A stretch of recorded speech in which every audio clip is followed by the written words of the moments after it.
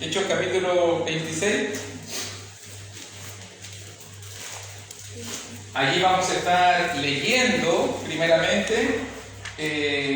No vamos a alcanzar, creo yo, por la amplitud. Sin vergüenza. Vamos a estar leyendo el capítulo 26, pero creo que una porción, creo que podemos llegar hasta el versículo 23, creo. A lo mejor no vamos a empezar a desarrollarlo todo. Vamos a hacer este capítulo en 2 lecciones. Usted se va a dar cuenta después por qué. Así que vamos a leer hasta el versículo 23. Y va a comenzar mi hermano Sergio. ¿Chiquilla también quiere participar de la lectura? Sí, yo sé. Ok, muy bien. 1, 2, mi hermana Marisa 3, ¿cierto? 3, 4, Susana, Jaime, 5, Jaime 5, Yanina 6, Abigail 7, Elía 8. ¿Quiere participar de la lectura? No se preocupe. Mi hermana Jessica 8, Matías 9, Priscila 10, yo 11. Después de mi hermana Kika 12. No se preocupe. Mi hermanita Vera 13, Alerita 14 y Mati 15, yo 16. Y así vamos repitiendo hasta llegar hasta el versículo 23. Así que leamos, por favor. Mi hermanito Sergio. Entonces, Agripa dijo a Pablo: ¿se le permite hablar por ti mismo? Pablo entonces, extendiendo la mano, comenzó así su defensa. Me tengo por dichoso, oh rey Agripa, de que haya de defenderme hoy delante de ti todas las cosas de que soy acusado por los judíos. Mayormente porque tú conoces todas las costumbres y cuestiones que hay entre los judíos, por lo cual te ruego que me oigas con paciencia. Mi vida, pues, desde mi juventud, la cual desde el principio pasé en nación, en Jerusalén, la conocen todos los judíos. Los cuales también saben que yo desde el principio, si quieren testificarlo, conforme a la más rigurosa secta de nuestra religión, viví fariseo. Y ahora, con la esperanza de la promesa que hizo Dios a nuestros padres, soy llamado a juicio. Promesa cuyo cumplimiento están que han de alcanzar nuestros 12 tribus, sirviendo constantemente a Dios, de día y de noche. Por esta esperanza, oh rey Agripa, soy acusado por los judíos. ¿Qué? ¿Se juzga entre vosotros cosa increíble que Dios resucita a los muertos? Yo ciertamente había creído ni deber hacer muchas cosas contra el nombre de Jesús de Nazaret. Lo cual también hice en Jerusalén. Yo encerré en cárceles a muchos de los santos, habiendo recibido poderes de los principales sacerdotes, y cuando los mataron, yo di mi voto. Y muchas veces castigándolos en todas las sinagogas, os forcé a blasfemar e introducido sobremanera contra ellos y perseguir hasta las ciudades extranjeras. Ocupado en esto, iba yo a Damasco con poder y en comisión de los principales sacerdotes. Sí, el 13. Cuando mediodía, oh rey, yendo por el camino, vi una luz del cielo que sobrepasaba el resplandor del sol, la cual me rodeó a mí y a los que iban conmigo. Y habiendo caído sobre nosotros la tierra, oí una voz que me hablaba y me decía en lengua hebrea: Saulo, Saulo, ¿por qué me persigue? Dura cosa el dar voces contra el aguijón. Yo entonces dije: ¿Quién eres, Señor? Y el Señor dijo: Yo soy Jesús, a quien tú persigues. 16. Levántate, pues me aparecí ante ti para designarte como mi siervo y testigo. Dile a la gente que me has visto y lo que te mostraré en el futuro.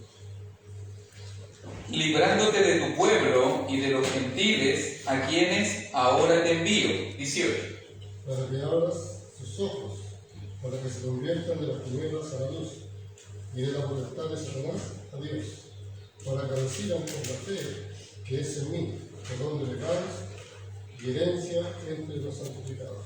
Por lo cual, oh Rey Agripa, no firmemente a la nación celestial, sino que anuncie primeramente al que está en Damasco y Jerusalén, y toda la tierra de Judea, y a los gentiles, que se arrepintiesen y convirtiesen en Dios, haciendo obras dignas de arrepentimiento.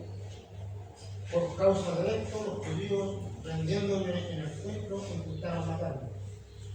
Pero habiendo obtenido auxilio de Dios, persevero hasta el día de hoy, dando testimonio a pequeños y a grandes, no diciendo nada fuera de las cosas de que los profetas y Moisés dijeron que habían de suceder.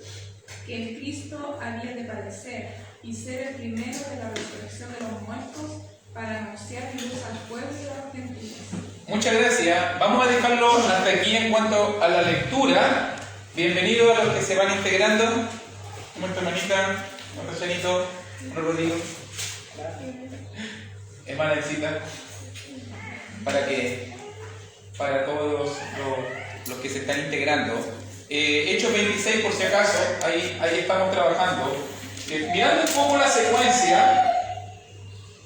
poco la secuencia de donde estamos trabajando, recuerde que estamos hablando del periodo de los encarcelamientos, que se extiende desde el capítulo 21 hasta el capítulo 26 en el libro de los Hechos. Ya vimos los 3 viajes misioneros de Pablo y ahora estamos en el periodo de los encarcelamientos. Recuerde que son en 2 lugares diferentes. Una, Pablo apresado en el templo en Jerusalén, después detenido y salvado por el tribuno Claudio Licías, todo eso en el capítulo 21, después Pablo preso en Jerusalén, 22 y 23, y después viene el complot que quería matar a Pablo, y Pablo tiene que ser llevado en plena noche ahora al gobernador Félix, a la ciudad de Cesarea, por si acaso. Y allí también va a pasar por 2 años hasta que haya un cambio de mando. Recuerde que de eso poquito hemos estado hablando. Cuando hay un cambio de mando y Félix es cambiado ahora por el nuevo gobernador romano, bienvenido, llamado Porcio Festo, ¿ok? Y así vemos nosotros la audiencia que Pablo tiene ante el gobernador, capítulo 25, y quedamos al final, el final del 25, la clase pasada, cuando Pablo se reúne. Todo esto comienza, por si acaso, Hechos 25, versículo 13 al versículo 27, donde Pablo se va a reunir ante el gobernador Porcio Festo, gobernador en Cesarea, capital de la provincia, el rey Agripa y Berenice. Por si acaso ahora agregué un antecedente que no lo había mencionado en la clase pasada, su hermana. ¿Ok? Su hermana. Y vamos a hablar, bueno, sería bueno decirlo ahora. ¿Por qué normalmente cuesta un poco establecer este dato? Y se entiende que este es el rey Herodes Agripa II, porque Berenice era su hermana, pero a la vez su esposa. Para que usted entienda. Entonces hay algunas versiones que dice su esposa. Pero cuando uno va a la historia, y Flavio Josefo, el historiador judío, menciona de que una de las relaciones más incestuosas que se dio en ese tiempo fue la relación de Agripa con su hermana Berenice. Y que era públicamente abierto, él hablaba de que él mantenía relaciones sexuales con su hermana. Así que era una pareja, ambos muy libertinos. Por si acaso Berenice era más joven, ella había estado casada antes, pero murió su esposo, y como su hermano era rey, al final él la toma nuevamente. Nunca se casaron legalmente, pero, o sea, ante la autoridad judía, porque obviamente los judíos no iban a permitir eso, pero él servía como rey, y estaba en concubinato con su propia hermana Berenice. Para poder acallar, esto lo decía Flavio Josefo, para poder acallar todas esas murmuraciones que habían por esa relación incestuosa, Berenice tuvo que casarse con un tercer hombre. romano, con un tercer hombre romano, para poder salvar el apellido de los Herodes, porque ella también era una descendiente de los Herodes, pero al final dice que la historia que quedó marcada y manchada por eso mismo, porque siendo de la dinastía herodiana, ella prefirió mantener una relación incestuosa abierta en esa cultura y en esa sociedad con su hermano carnal, con su hermano Herodes Agripa. Por si acaso, todo un poquito de historia nomás, una cápsula histórica. Después voy a hablar un poco de esa dinastía. Y lo que vamos a estar desarrollando en esta clase, capítulo 26 ahora, entonces ahora vamos a estar mirando la defensa de Pablo. Recuerde que hemos visto a Pablo defenderse ante el pueblo, recuerde que hemos visto a Pablo defenderse ante el concilio, el sumo sacerdote, recuerde que hemos visto a Pablo defenderse ante el tribuno, un alto oficial romano en Jerusalén, ante el gobernador Félix, ahora Porcio Festo, y ahora Pablo va a reunirse, ya esto va a ser increíble, lo considerar de una manera. Imagínese usted, para que más o menos pongámoslo en perspectiva, imagínese usted que alguien te dijera que alguien quiere escuchar el Evangelio y que te van a dar la posibilidad de predicarle la palabra a una persona. ¿En quién sería la persona más importante que tú creerías que podrías hablarle el Evangelio? ¿Un alcalde? ¿Un concejal? ¿Un diputado, senador? ¿Pensaría alguien en un presidente? Bueno, en la reunión que se va a tener ahora, Hechos 26, Pablo va a estar reunido frente al gobernador de la provincia de Cesarea, un rey, Agripa, que tenía el reinado de Judea, y Berenice, que era su reina. O sea, ante las personas más importantes que en ese momento, en todas esas provincias, existían. El líder, el gobernador, o sea, el líder romano de toda esa zona, y el líder judío, porque Agripa era el que designaba incluso, Agripa era el que decidía los cargos de sumo sacerdote, él decidía todo en la ciudad, era incluso guardián del templo de Jerusalén en ese tiempo. O sea, Pablo en ese momento estaba delante de las dos personas, o de las tres personas, más importantes de toda la zona donde está. Imagínate cómo tiene que haber estado de ansioso Pablo, de que va a tener la oportunidad, la única posibilidad de predicar el Evangelio. Bueno, voy a dar el dato para después entrar a la lección, por si acaso para ordenarnos solamente. Yo quise ordenarnos porque la gente se confunde con los Herodes, con los Agripa y todo lo demás, pero por si acaso allí en verdecito arribita donde dice Herodes el Grande fue, por si acaso, el hombre que intentó matar a Jesús. Él es el patriarca, por decirlo, porque Antípater fue también un procurador, pero Herodes el Grande fue el rey. Él purificó todas esas provincias bajo la tutela romana y él recibió ese encargo, y él fue el que quiso matar a Jesús como niño, y él fue el que hizo la matanza de los niños. Herodes el Grande, por si acaso. ¿Ok? Eso aparece ahí reinó del año 37 al 4 a.C. y por si acaso el texto base donde se ve la vida de Herodes es en Mateo capítulo 2. Después de eso aparecen las esposas que tuvo Herodes. Por lo menos 1, 2, 3, 4, 5, 6, 7, 8, 9 esposas tuvo Herodes, por si acaso. Que usted entiende que la poligamia era parte de la vida del mundo antiguo. Y de esas esposas nacieron distintos hijos que tuvieron altos cargos. Por ejemplo, Arquelao, que va a aparecer también en Mateo capítulo 2, Arquelao que también aparece mencionado en la Biblia. Herodes Antipas, que también es mencionado en la Biblia, ahí aparece en Lucas, en capítulo 3, en 17, 13, 23, también Herodes Filipo, otro tetrarca también. Y después de eso, Aristóbulo también tuvo hijos. Herodes Calcis, Herodes Agripa I el Grande, que también aparece mencionado en la Biblia. Y después va a aparecer nuestro Herodes Agripa II. y su hermana Berenice, su esposa. ¿Y se acuerda el nombre de Drusila? Drusila también era esposa de Félix, el gobernador. Porque también Drusila aparece en el capítulo 24, por si acaso. 24, Félix con Drusila, su mujer. O sea, todos ellos estaban emparentados con la realeza, con la alta alcurnia, con los altos oficiales romanos, por si acaso. Así que estamos hablando de este Herodes Agripa II, rey de Judea, con Berenice, su hermana, y reina, y a la vez esposa. ¿Ok? Para que entendamos más o menos el dato nomás de que todavía son mencionados la dinastía. De aquí en adelante nunca más se va a mencionar, por si acaso, a los Herodes. Estos son la dinastía herodiana. ¿Ok? Entonces, vamos a estar trabajando allí en capítulo 26. Y como estaba diciendo, ¿cuál sería la persona más importante? ¿Cuál sería la persona más importante que nosotros pudiésemos hablar? Incluso estoy pensando en esto, que lo estuve pensando mientras preparaba la lección. Porque esta va a ser la única vez que Pablo va a estar frente a Agripa. Esta va a ser la única vez que Pablo va a estar frente a Berenice.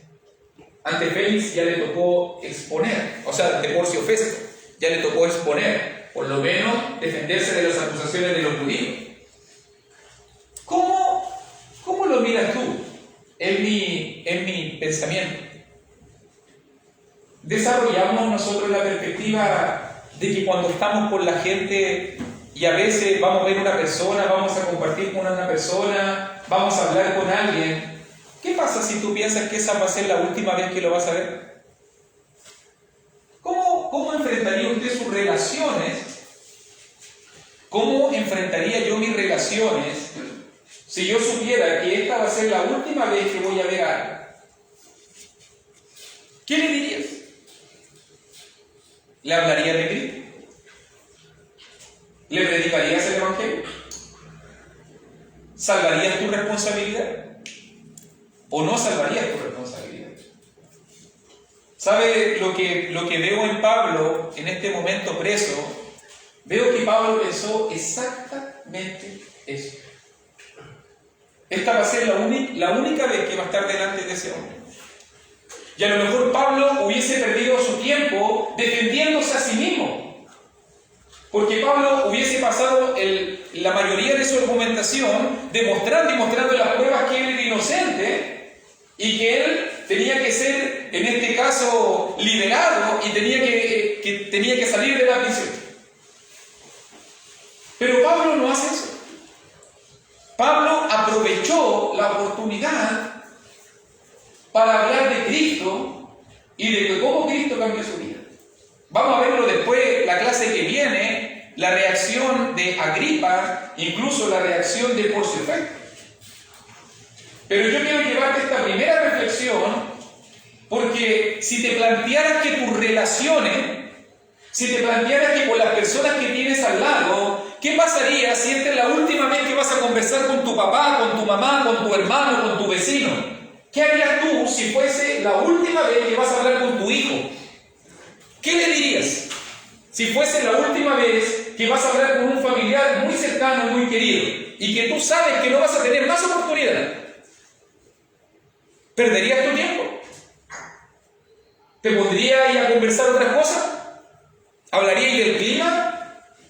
¿Hablarías de que hace calor, de que hace frío? ¿O le hablarías de su necesidad de salvación? ¿Sabe por qué nosotros no predicamos el Evangelio normalmente? Porque nosotros no creemos que esa va a ser la última vez. Somos tan soberbios que creemos que tenemos la vida comprada, que creemos que Dios nos va a dar una segunda oportunidad y una tercera oportunidad para hablar a esa persona. No, si después le voy a hablar, más adelante le hablo. No se preocupe si más adelante le digo. ¿Y qué pasa si no hay segunda oportunidad? Y esa fue la única posibilidad que Dios te dio para hablarle a esa persona. Y esa fue la única. Y la perdiste. Y al final, cuando Cristo venga, va a decirme a mí, ¿por qué no le hablaste a esa persona que era tu única oportunidad para que se salvara? ¿Por qué no le hablaste? ¿Cierto? Y a veces perdemos demasiado tiempo y oportunidades por confiarnos de que la vida continúa. Por eso me encanta la perspectiva de Pablo, porque esta va a ser la única vez. La única vez. Yo sé y doy gracias a Dios porque Dios nos da muchas veces la posibilidad de no hablar, de tener a la persona 2, 3 veces, 4 veces, 5 veces. Doy gracias a Dios por eso. Pero a veces no es así. Y a veces pasó la oportunidad. Igual, hermano Luis, igual también actualmente uno no es que se justifique, pero finalmente eso es lo que nos ha enseñado a nosotros, que no todas las personas están listas y preparadas para escuchar el Evangelio. Claro. O sea, no todos están listos y preparados para la salvación. Y hablar con una persona, digamos así, porque aquí Pablo no era cercano a Agripa, o sea, no eran amigos, no eran familiares, no eran nadie. Es diferente cuando uno habla con la familia, que también es bueno aclararlo ahí. Pero normalmente no pasa porque se nos ha enseñado tanto que tú no puedes tirar toda la carne en la parrilla de una. Porque a veces las personas se bloquean. Y finalmente uno no sabe. O sea, porque yo también soy de la opinión que a veces no hay que esperar demasiado. O sea, en un cierto sentido, porque la salvación es urgente. Y una persona que decide, incluso después cuando su bautismo, hacerlo en un par de días más, en una semana más o un mes más, tampoco entendió completamente el mensaje de salvación. O sea, también es parte de lo mismo, creo yo. Claro, yo estoy de acuerdo. Yo no es el punto del comentario ir hacia esa dirección. Lo que yo digo es plantearnos, porque a veces cuando nos planteamos nosotros, y por ejemplo cuando tú dices o yo digo, no, si más adelante le hablo, cuando una persona llega a pensar eso es soberbia. Claro. Porque tú estás pensando que tú eres dueño de tu vida y tú piensas que tú vas a vivir más. Y tú le estás diciendo a Dios, mira, yo creo que esto es así. Entonces, yo no estoy planteando en el sentido de eso, o sea, de que a veces mis pensamientos soberbios me impiden el cumplir el propósito de Dios. Porque yo creo que Dios me va a dar más tiempo y más vida, pero muchas veces la vida nos ha enseñado que era la última vez y no lo supimos. Entonces, obviamente la perspectiva, como yo no lo sé, como usted no lo sabe, a veces es mejor aprovechar de mejor manera nuestro tiempo. ¿No es así?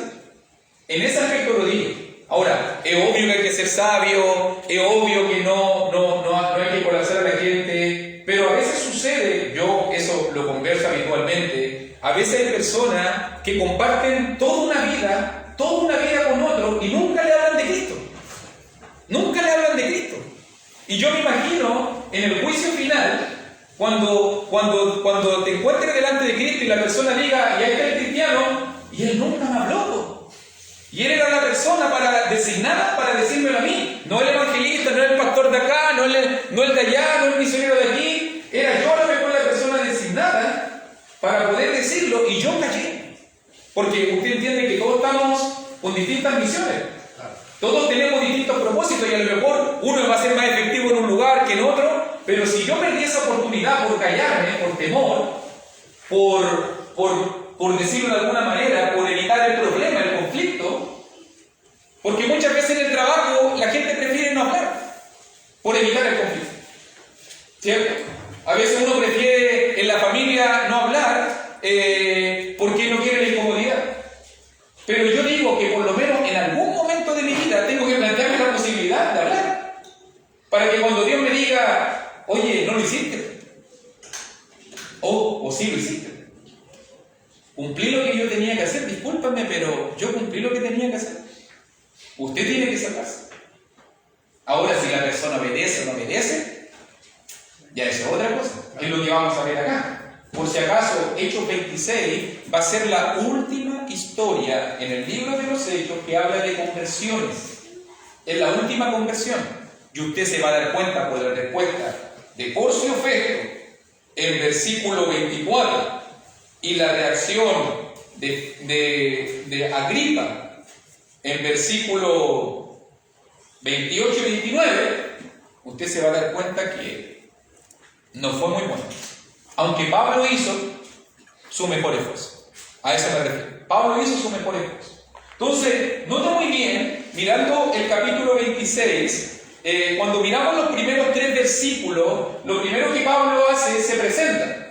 Obviamente, imagínense la pompa, el rey de los romanos, el que está a cargo de toda la capital provincial, como Porcio Festo. Imagínense cómo tiene que haber llegado la pompa, Agripa con Berenice, cómo tienen que haber venido todos los aduladores alrededor, los oficiales que siempre secundaban a los reyes, a la gente importante. Y esto fue una pequeña o mini reunión privada. Y ahora Pablo, ya, defiéndete, habla. Imagínense la oportunidad. Pablo tiene que haber estado ahí. ¡Wow! ¿Cuándo se me va a dar una oportunidad como esa de hablarle la palabra a la gente así? ¿Cierto? De hablarle a la alcurnia. Y obviamente Pablo se presenta, obviamente se pone el contexto de la reunión, se te permite hablar por ti mismo. Mire cómo le habla Agripa, habla nomás, usted es un preso, usted es alguien inferior. Entonces extendiendo la mano, dándole una orden a un súbdito, obviamente, y por si acaso, creo que Pablo era, la palabra, después analizando la palabra en el idioma original, creo que Pablo, es cierto que era bien tosco, dice la Biblia en otros pasajes que Pablo era un poquito tosco, era un poquito brutito para hablar las palabras, era bastante duro para hablar las palabras, pero era bastante elocuente.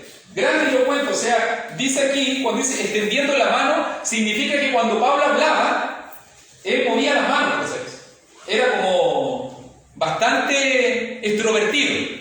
Y destaca Lucas ese detalle, o sea, estaba delante de, para decirlo de alguna manera, estaba delante de las autoridades máximas de su tiempo, y Pablo le puso color, digámoslo de una manera.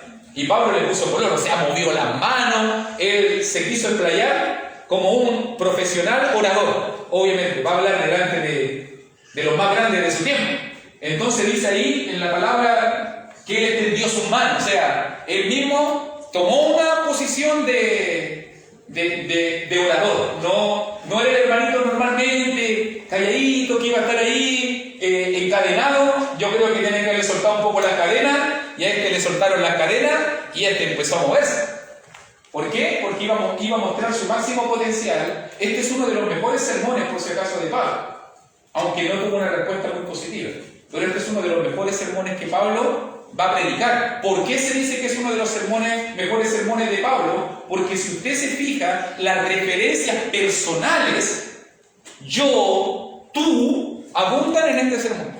Cosa que en otro de los sermones de Pablo siempre fue muy general, muy didáctico pero general, pero este sermón dicen que es muy vívido, porque si tú lo vas leyendo en el pálpito de una persona, cuando a ti te dicen tú, yo, hace autorreferencia, sí, Pablo es bastante autorreferente en este sermón, pero Pablo quiere conquistar el corazón de estos reyes, y va a hablar muy directamente, cosa que es algo que funciona en el estilo. Porque a veces uno escucha predicadores como que muy general, y como que muy para allá, y como que muy para acá, y como que nunca dicen nada específico que hay que hacer. ¿Cierto? Pero Pablo dijo exactamente lo que había que hacer. Yo y tú, esto se hace. Punto. No hay que ser rebelde, hay que obedecer. ¿Y qué es lo que dijo Pablo? Miren. Me tengo por dichoso, versículo 2, oh rey Agripa, de que haya de defenderme hoy delante de ti de todas las cosas de que soy acusado por los judíos, mayormente porque tú me conoces. Recuerde que Agripa era rey de los judíos, y tú conoces todas las costumbres y cuestiones que hay entre los judíos, por lo cual te ruego que me oigas con paciencia. O sea, él sabía que la persona ya tenía un contexto, una base judaica. Aunque el tipo no respetaba la ley de los judíos para nada, estaba casado, estaba fornicando con su hermana, pero porque la ley decía eso, Levítico, que no debía hacerlo, pero aunque él sabía la ley, no la practicaba. Y Pablo por lo menos aprovechó de ese conocimiento para aquello. Entonces Pablo comienza, verso 4, mira ahora el versículo 4 al versículo 8, Pablo va a comenzar a hablar de su pasado. Versículo 4, mi vida, pues desde mi juventud, la cual desde el principio pasé en mi nación, en Jerusalén, la conocen todos los judíos. Primera cosa, yo soy una persona pública, todos conocen mi historia. los cuales saben que yo desde el principio, si quieren testificarlo conforme a la más rigurosa secta de nuestra religión, viví fariseo. Pablo está diciendo, yo fui un judío de tomo y lomo, fui de la secta más estricta que había en ese tiempo. Y no lo hice escondida. Yo fui un judío con toda la de la ley, fui un fariseo. Versículo 4, versículo 5, viví. Incluso miren cómo dice allí, que algunos destacan que dice viví fariseo. O sea, no es solamente que Pablo estudió con los fariseos, con Gamaliel, no es solamente que se empapó del entendimiento fariseo. Realmente Pablo se identificaba con la vida del fariseo. Yo viví fariseo. Mi vida completa era una expresión de esa doctrina. Y me encanta, porque normalmente cuando uno de repente habla de la vida cristiana, a veces hablamos de la vida en base al aprender, al entender, pero realmente alguien podría decir, ¿yo vivo como cristiano? Porque vivir como cristiano, una cosa es decir ser cristiano, otra cosa es aparentar de repente los domingos, los miércoles ser cristiano, pero decir vivo como cristiano significa que en cada célula, que en cada aspecto de su vida, Pablo quería respetar la ley de los fariseos, en todo aspecto. O sea, completamente empapado de lo que él profesaba en ese momento, lo que él creía en ese momento, era lo correcto. Entonces, nota muy bien que tienen que haber habido otros líderes judíos allí presentes, y él habló de los fariseos. Recuerde que explicábamos en capítulos anteriores de que los fariseos albergaban la fe y la esperanza en la resurrección, en el espíritu, en todo el mundo espiritual. Entonces mire cómo Pablo lo dice. Y ahora, por la esperanza, verso 6, de la promesa que hizo Dios a nuestros padres, soy llamado a juicio. ¿Cuál es la promesa que hizo Dios a los padres? La resurrección. La promesa de la resurrección, promesa cuyo cumplimiento esperan que han de alcanzar nuestras 12 tribus, sirviendo constantemente a Dios de día y de noche. Por esta esperanza, oh rey Agripa, soy acusado por los judíos. ¿Por qué los judíos están en contra mía si hasta los judíos creen exactamente lo mismo que yo? Si los judíos también creen en la resurrección. Imagínense cómo está pensando la Agripa. ¿Por qué están juzgando a Pablo si cree lo mismo? ¿Creen lo mismo? Albergan la misma esperanza. Incluso mire cómo lo deja tan claro, verso 8. ¿Qué? ¿Se juzga entre vosotros cosa increíble que Dios resucita a los muertos? ¿Sabe que cuando miro el versículo 8, mi hermanito, analícelo? Contexto. Pablo está rodeado de dos culturas en ese momento. El rey que representa a los romanos, Porcio Festo, el rey que representa a los judíos, Agripa y Berenice. Dos culturas. Y ahí mismo la iglesia de Cristo. El paganismo romano y el paganismo judío.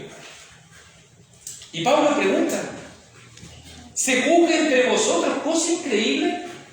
Es como que Pablo le está diciendo, pero si los romanos también creen en la resurrección, o no cuentan en sus odas y no cuentan en sus leyendas, y cuando hablan de los dioses, no, los dioses vencen, resucitan y hacen grandes proezas. Es increíble que digamos que Jesucristo resucitó. Pablo le está diciendo a todo ello, ¿cómo ustedes creen que nuestra creencia es ridícula?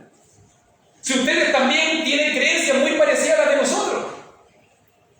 Después le dice a los judíos, ¿cómo ustedes creen que es increíble si ustedes mismos leyeron la historia de resurrección de Elías? Usted también conoce la historia de resurrección de Eliseo, si la ley del Antiguo Testamento también habla de resurrecciones.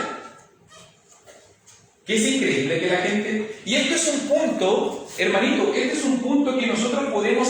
Ahora, si la gente con quien tratamos nosotros son ateos, es súper difícil poder conversar un punto como este.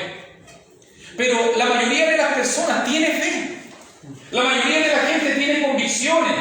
La mayoría de las personas tienen contextos religiosos, tradicionales o lo que sea. Pablo está diciendo que es muy increíble lo que nosotros creemos, que es muy diferente de lo que ustedes creen. Yo creo exactamente lo que creen ustedes. Lo único que lo mío, creemos en el Dios verdadero. Pero sus odas, sus fábulas, sus leyendas son falsas, pero ahí también resucitan muertos. En el Antiguo Testamento también Elías y Eliseo resucitaron muertos. Es increíble. O sea, para que Pablo le está diciendo en simples palabras, no es loco lo que estamos diciendo, si la fe cristiana es real. Y si usted mira en cualquier contexto religioso, el cristianismo obviamente tiene también en los musulmanes, los judíos, los hinduistas, los brahmanistas, o la religión que usted quiera, tienen historias de la creación, historias del diluvio, y si usted lo mira en todo el contexto, Pablo dice, pero si todos creen lo mismo. Bueno, eso habla de una unicidad en la historia bíblica. O sea, si todas estas religiones hablan casi exactamente lo mismo, lo único que les cambia es los nombres, pero está hablando casi de lo mismo. Si la única diferencia entre el cristianismo y las demás religiones, ¿sabe cuál es? La única, gran diferencia. Y obviamente la superior de todas. Si en todo hay dioses creadores, en todo hay diluvio, en todo hay destrucción, en todo hay juicio. Vea usted, vea la religión de los egipcios, exactamente lo mismo. Vea la religión de los griegos, exactamente lo mismo. Pero hay una sola diferencia que tiene el cristianismo. En serio, hermano. Cuando usted la mira, que la hace superior, y destruye a todas las demás. ¿Usted sabe cuál es esa diferencia? La única diferencia que tiene el cristianismo, cambiando los nombres, quitando los contextos, moviendo para acá y para allá, que muchos tienen la misma historia. ¿Cuál sería la única gran diferencia? Y la tremenda diferencia, obviamente. Usted va a entender y decir, claro, esto hace superior al cristianismo. Usted hable con un musulmán, usted hable con un hindú, usted hable, a mí me tocó en tiempo pasado, cuando no tenía fe, conocer de toda esa cultura y todas esas cosas. Usted hable con un zen, usted hable con un budista, y usted le puede hacer ese puro punto y usted sabe que nadie va a poder rebatir. ¿Cuál es la única gran diferencia del cristianismo con todas las otras religiones? A ver si... La muerte de Cristo y la resurrección. Resurrecciones hay, por si acaso. Resurrecciones hay en la mayoría. Ve la oda griega, cómo resucitan, van al Hades, sacan los muertos, le resucitan. Pero le pegaste en el palo. ¿Sabe cuál es la gran diferencia del cristianismo ante todas las otras religiones? Es que el cristianismo es la única religión donde Dios muere. Donde Dios muere por el hombre. En todas las otras religiones es el hombre que tiene que ofrecerle cosas a Dios. Es el hombre. Vea usted la cultura que sea, vea usted el animismo, vea usted el shintoísmo, lo que usted quiera ver, y usted se va a dar cuenta que es el hombre que llega a ofrecerle cosas a Dios. Todas. Vea usted a los musulmanes, cómo están ahí en la cava, pegándole abajo ahí en la piedra, ahí, en la Meca. Ellos piensan que son ellos, por eso que ellos se matan, por eso que ellos se explotan, porque ellos creen que ellos tienen que darle a Dios. El cristianismo es la única religión donde primero Dios se da al hombre. Dios se da primero. Y nosotros respondemos. Ninguna religión tiene eso. Y eso hace superior al cristianismo a todas las otras religiones. ¿Por qué? Porque en las otras religiones los dioses esperan que le ofrezcan cosas, que le aplaquen su ira. Hasta los Honolulu, que están por allá por Hawái, cuando el volcán está tirando fuego, le ofrecen sacrificio, no, que para aplacar el Dios, para que no nos maten, para que... La mayoría de la gente está siempre ofreciéndole cosas a Dios. Pero en el cristianismo, no. En el cristianismo es Dios el que se entrega por el mundo, y nosotros con ese beneficio nosotros respondemos, y nosotros le ofrecemos de lo que Él nos da. Por eso es que en la ofrenda decimos eso. Nosotros ofrendamos no de lo que usted da. Si usted no le da nada a Dios, usted no ofrenda, nunca usted le ha ofrendado ni un peso a Dios. Yo nunca en mi vida le he ofrendado ni un peso a Dios, porque ese que tú das no es tuyo. Si Dios te lo da, Dios nos da todo. Él es el que entrega primero. Y nosotros, por eso es que alguien dice, hoy le voy a ir al estudio bíblico, le voy a dar tiempo a Dios. ¿Cómo le vaya a dar tiempo a Dios? Nadie le da ni un minuto a Dios. Si tú no le das tiempo a Él, ¿tú crees que tú haces feliz a Dios porque tú vienes acá? Tú solamente estás mostrándole lo consciente que estás de que el tiempo te lo regala Él. Si Él te regala el tiempo. Y Él puede hacer así y se acabó tu tiempo. ¿Puede hacer así? Nosotros no le damos nada a Dios. Nosotros solamente estamos devolviendo de lo mucho, porque Dios es tan bueno que me da tanto tiempo que incluso me da tiempo para poder adorarle y servirle. Dios es tan bueno que me bendice tanto con bienes, con recursos, que Dios me da para poder ofrendarle. Imagínense. ¿Cuán bueno es Dios?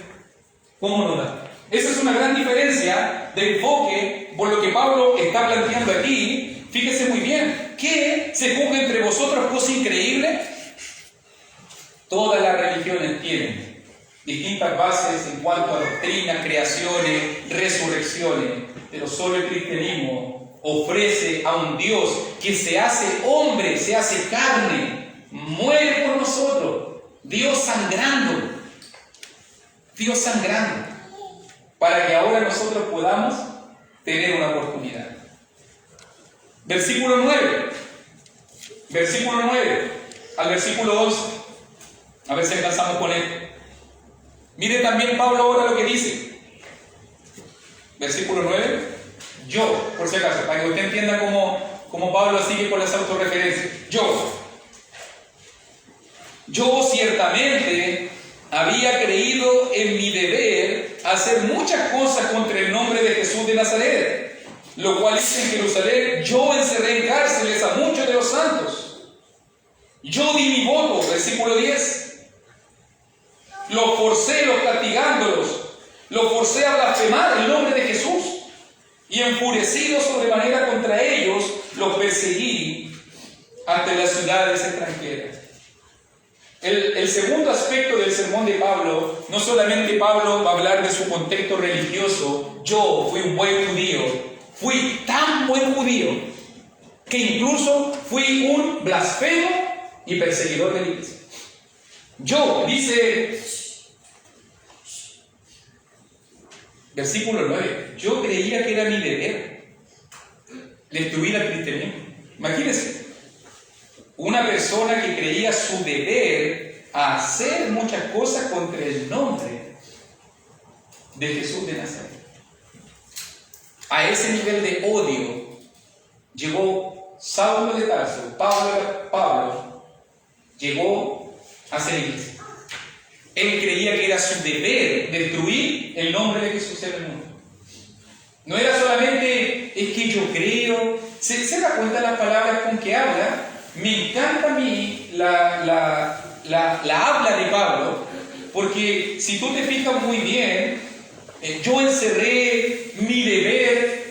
No es que quiso, no es que le gustó. Ve que cuando la gente uno le pregunta a un cristiano, cuando uno habla con un cristiano, oye, ¿tú vas a hacer eso? Voy a ver. Ojalá tenga tiempo, ojalá se pueda. Ahí vemos. O sea, puro lenguaje incierto. Cuando uno habla con cristianos del siglo XXI, pura incertidumbre. Nunca tenemos la certeza. Uno tiene que incluso hasta mandarle el recordatorio y uno no le manda el mensaje. Mira, estudia el día miércoles, el hermano Luis no me mandó mensaje. Y el día domingo, no avisó. Una vez se me pasó que andaba en viaje, hay culto el domingo, ¿no? O sea, le mando o no le mande mensaje a alguien y la dice o no la dice, usted sabe que hay culto, porque a Dios se le adora, ¿cierto? Pero a veces la gente piensa, hasta en ese tiempo de cosa de ambigüedad, fíjese, mi deber. Pablo cuando hablaba de su vida hablaba en absolutos. Él era su deber, él lo creía de esa manera. Era un hombre apasionado, era un hombre que se entregaba por las cosas. Yo encerré, yo perseguí, incluso lo pone como ejemplo. Todo lo que hice en Jerusalén, recibí poderes de los principales sacerdotes. Lo mismo que ahora me culpan, ellos un día me dieron autorización para matar a los cristianos. Si ellos un día me dieron cartas. Todos lo saben. Muchas veces los castigué, los forcé a blasfemar. A tal punto Pablo golpeó a la gente, porque para que un cristiano blasfeme el nombre de Cristo, usted tiene que entender que tiene que estar hasta un borde, ¿cierto? Bueno, hoy día algunos lo blasfemarían gratis, pero en ese tiempo, blasfemar el nombre de Cristo cristianos tenían resistencia. A eso los mataban, se los comían los leones, los quemaban. Pero Pablo forzó a la gente. O sea, al nivel tiene que haber sido una masacre, para que cuando la gente fuese apretadita por Pablo, la gente blasfemara a Jesús. Y prefirieron blasfemar a Jesús antes de que Pablo siguiera poniéndole la mano encima. Para que usted entienda el nivel de enfurecimiento, el nivel de persecución, de rebeldía, de obstinación, de pasión que tenía este hombre por lo que hacía. O sea, si es que le iba a pegar a un cristiano, le iba a dar la mejor paliza de su vida. Así para que usted entienda. Así como ahora está predicando y va a dar el mejor sermón, cuando Pablo tenía que perseguir a alguien, le va a decir: te voy a darte la mejor persecución de tu vida, que la vaya a recordar toda tu vida, porque va a ser la peor persecución de tu vida. A tal punto que voy a terminar blasfemando el nombre de Jesús. Así era Pablo. E incluso los perseguí hasta ciudades extranjeras. Por si acaso, tengo que decirlo, el sermón de Pablo, la vida de Pablo, si usted quiere después investigarlo nuevamente, la historia de Pablo en su conversión aparece en capítulo 9, capítulo 22 y capítulo 26. Así que cuando uno quiere tener la película completa, usted puede tomar capítulo 9, capítulo 22 y capítulo 26 y usted se va a hacer la historia completa en este caso, de la conversión de Pablo. Pero hemos visto hoy día, vamos a quedar hoy día, su vida pasada en el judaísmo, un prominente líder judío, y según la historia de parte de su vida pasado, un acérrimo perseguidor de la iglesia. A tal punto que fue capaz de pedir cartas a las ciudades extranjeras, que ni creían en Dios. Ciudades extranjeras que ni eran judías, pero allá Pablo se iba a meter a perseguir a los cristianos. Imagínense. Como un rottweiler. ¿Cuál será un perro que sea bueno para cazar? Pitbull, no, pero los pitbull no tienen nariz, atacan no. Pero uno de que va a perseguirlo hasta lejos, ¿cuál sería? Un poodle, no, un galgo, un pastor alemán. El Benji no, ¿cierto? El Benji no raptaría a nadie. Se perdería. El Benji se pierde. La lógica se pierde, ¿cierto? No raptaría a nadie. Pero imagínense que como un perro de presa, Pablo, hasta persiguiéndolo hasta ciudades extranjeras. Allá tiene que haber cristianos. Allá voy a ir. Pero que cómo voy a entrar una... ¿Usted sabe por qué habla de pedir cartas? Y eso que a lo mejor no lo explicamos en el capítulo 9 bien, pero el pedir cartas del capítulo 9 y el 22 es porque Pablo se fue a meter a un lugar que no tenía jurisdicción. Imagínense que llegara un boliviano aquí, un argentino, un colombiano aquí a hacer desmanes, a romper cosas, a botar cosas, y que diga: no, yo lo estoy haciendo esto porque mi gobierno me mandó. Nosotros le diríamos: ¿a dónde? Váyase de aquí. ¿Cierto? No tiene autoridad. Entonces Pablo tuvo que pedir cartas, autorizaciones para poder tener jurisdicción en otro lugar. Porque Pablo iba a matar gente a lo mejor, iba a perseguir gente, le iba a sacar de la casa a lo mejor, y la iba a traer de vuelta hacia su país, hacia Jerusalén. Entonces, para que usted vea, el nivel era como el 007 en ese tiempo de los judíos, ¿cierto? El agente secreto, el James Bond, el que operaba en distintos países, pero su único objetivo era John Wick, dirían ahora. Hay otros mejores ahora, El John Wick, entonces, de los judíos, contra la iglesia de Cristo. ¿Ok? Vamos a dejarlo hasta aquí, por si acaso. Mi marido está. ¿Hablan mis comentarios? Si bien es cierto, Pablo, como ya convertido cristiano, él era, lo dice el mismo, era fariseo, era perseguidor de la iglesia. Los fariseos hacían lo mismo. Claro. Los fariseos hacían lo mismo, ellos estaban haciendo lo que creían que era correcto. En este caso, perseguir a Pablo, porque ellos no entendieron el propósito de Dios. Claro. Entonces, si Dios no le hubiese hablado a Pablo, Pablo andaría persiguiendo.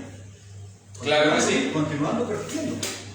Entonces, por la gracia de Dios, Pablo fue alcanzado y convertido.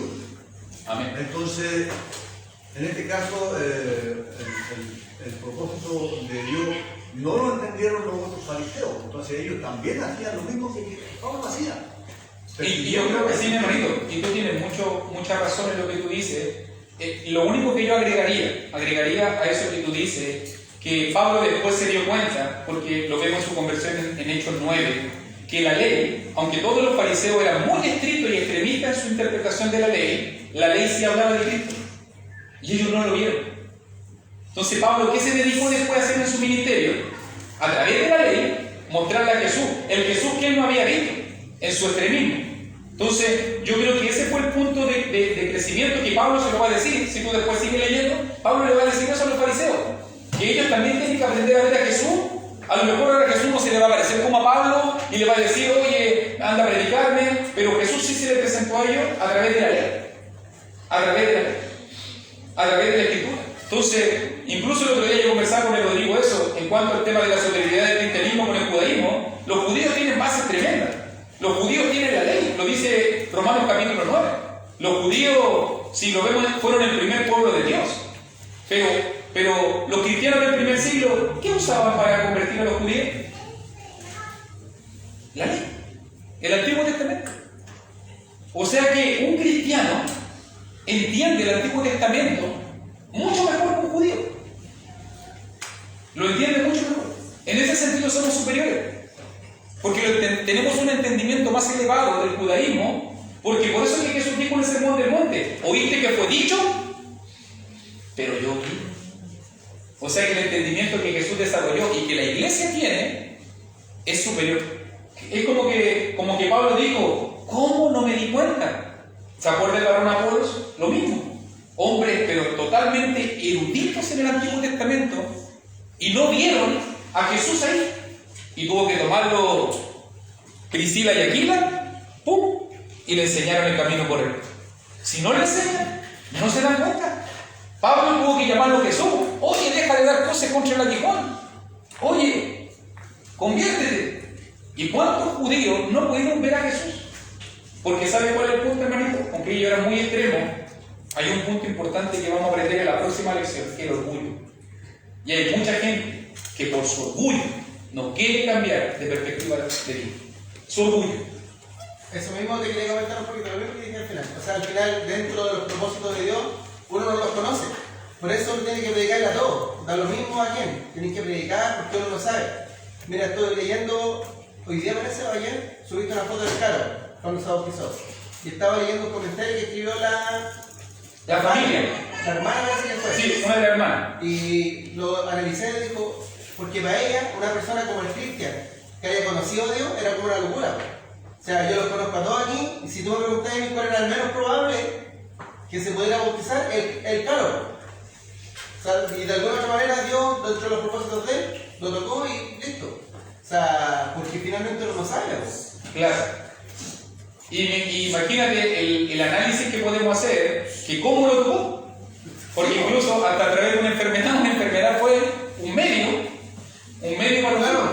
para poder ayudarlo y acercarlo a Dios. Y la familia decía ahí que hablaba, que había visto la conversión de Cristo. Eso fue un tremendo testimonio para él. Vieron su conversión, vieron las palabras que decía, vieron que le gustaba ir a la iglesia. O sea, al final uno ve una vida y dice, oye, el hombre chuta cambió. Pero mire lo que está diciendo alguien que no tenía nada que ver con el cristianismo. Y ese es un punto que decimos, a mucha gente le hemos predicado el evangelio. ¿Y cuántas personas no dirían, no, después, más adelante, después, otro día, allá? Y conociendo la verdad, rehusan obedecer. Eso pasa normalmente con harto, yo tengo hartos clientes también que son evangélicos. O sea, tipos que tú dices, oye, tiene razón, pero su corazón está tan endurecido y tan lleno de orgullo que son capaces de prefiero lo que dice el pastor. Prefiero lo que dice el pastor. O sea, aunque saben que el pastor se equivoque, aunque quiera, no le importa eso con tal de no fallar en su orgullo. Exacto. Y eso vamos a hablar, muchas veces lo digo en tu comentario, hermano Jaime, eso vamos a hablar la próxima semana, desde el versículo 12 en adelante, porque a Pablo también va a ser probado su orgullo. Porque imagínense todo lo que era y que de repente alguien te diga, estáis terrible equivocado. ¿Cierto? Que alguien te diga, andáis pero para el otro lado totalmente diferente. Y Pablo tuvo que tomar una decisión de vida. ¿Ok? Vamos a orar.